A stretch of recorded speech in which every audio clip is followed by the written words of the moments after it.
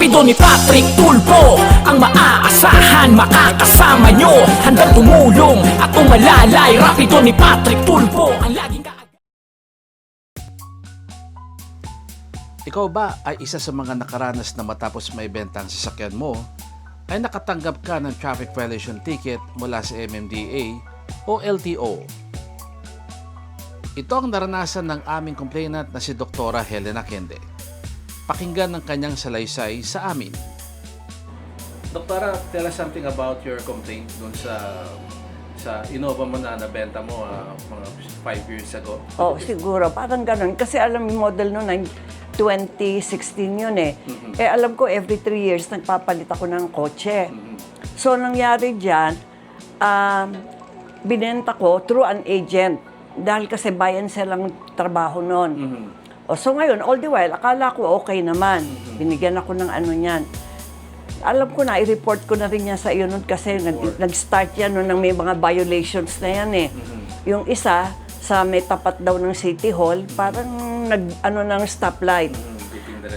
Beating the red light. And then yung sumunod na niya, sa NLEX naman siya na nakuhanan. So, ganun ang nangyari. So, all the while, matagal na wala na yon. Yung pala, meron na naman yung violation na binayaran niya na sa LTO.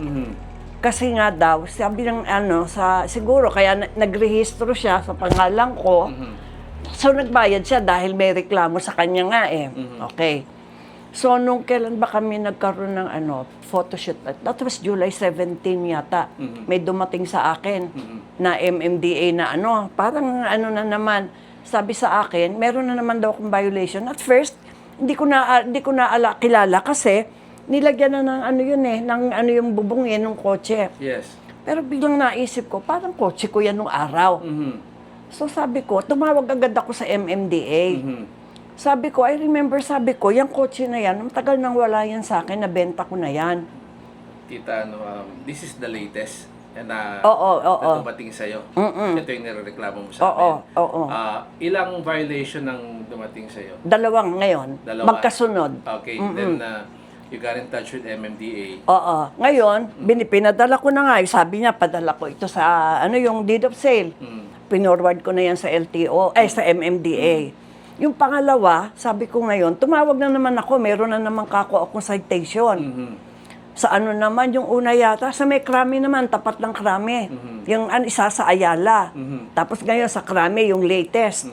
Ngayon, sabi ko sa MMDA, bakit ganon? Sabi ko, sinabi ko sa inyo, may deed of sale na kami. Yes. Bakit ako pa rin ang pinapadalahan ninyo? Ang sagot sa akin ng MMDA, kasi doktora, sa LTO lang kami sa portal ng LTO kami kumukuha. Yes. Hindi namin dapat sa LTO ka na pumunta para mabura na yung pangalan mo diyan at hindi na maaalis na yung pangalan mo diyan, hindi na kami magpapadala sa iyo. Kasi sabi ko, baka nga hindi na ililipat pa sa pangalan ko yon. Yes, that's the issue. Agad naman kaming umaksyon na tinawagan ng LTO o Land Transportation Office para makakuha ng sagot ukol dito. At ito ang sagot na aming nakuha kay Attorney Richard Perez, ang Regional Director ng LTO NCR. Sa lahat, good morning Sir Patrick. Ay sir, tradisyon ng Rapido, kinakamusta muna ang mga kinakausap. Kamusta ka, Attorney, ngayong araw po ng Miyerkules? Maayos naman po. Maayos naman po. Maulan pero maayos po. Kaninang umaga po tayo nagtatrabaho. Alright. Ilan na po ito sa ating ginagawa. Salamat po. Anyway, Attorney, I think you may have already heard yung reklamo na hawak namin. Isang doktora, nabenta na po niya sa kanya matagal na. Kaya nga nagtataka siya yung biglang dumating sa kanyang bahay yung pong mga traffic citation violation na kung saan apparently hindi pa po inaililipat nung kung sino may nakabili ng sasakyan niya sa pangalan nito. Kaya po kapag merong yung siguro I presume po, Attorney, yung no contact apprehension siguro.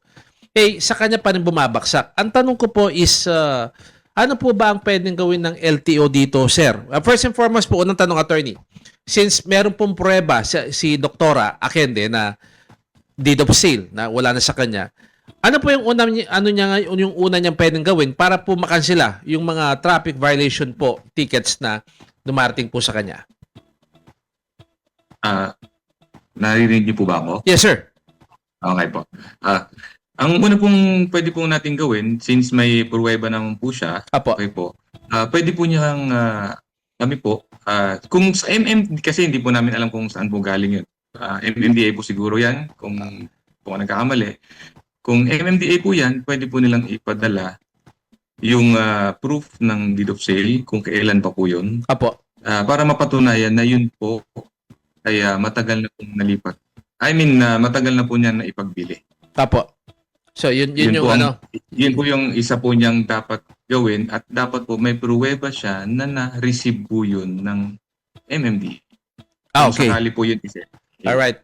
Parang pagkaalala ko, Attorney Perez, meron din siyang parang mga violation coming from LTO. Okay po. Kung maganda po yan. Kung sa LTO naman po, usually po may TOP yan. Ano po? Yes. So mas maganda po yun, identified natin kung sino yung nagmaneho nun.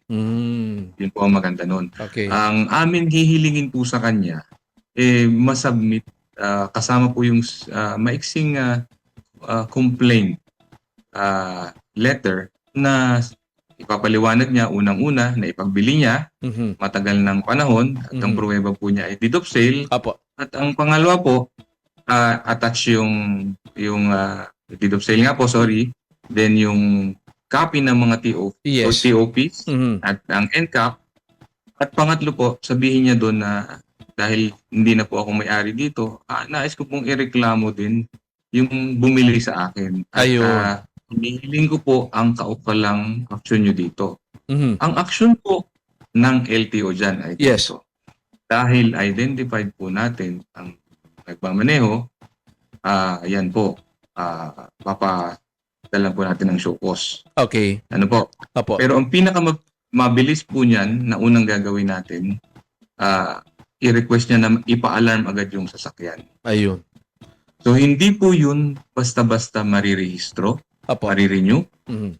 Hindi po rin yun. Actually, hindi rin yun basta matatransfer na dun sa bumili. Mhm. Pero ang ganda po nun, sir, hindi siya marirehistro. At ma-alarma na rin yung taong bumili sa kanya. Then susunod pa po nun, bukod sa alarm, padadala na rin siya ng show cause. Apo. So Opo. that is good news Yun po. Attorney.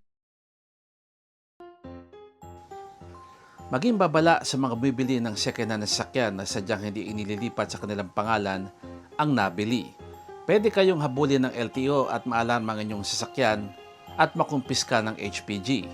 Kayo ay mapapatawan ng mga karampatang penalty at maaabala dahil dito. Ang maaasahan makakasama nyo. Handang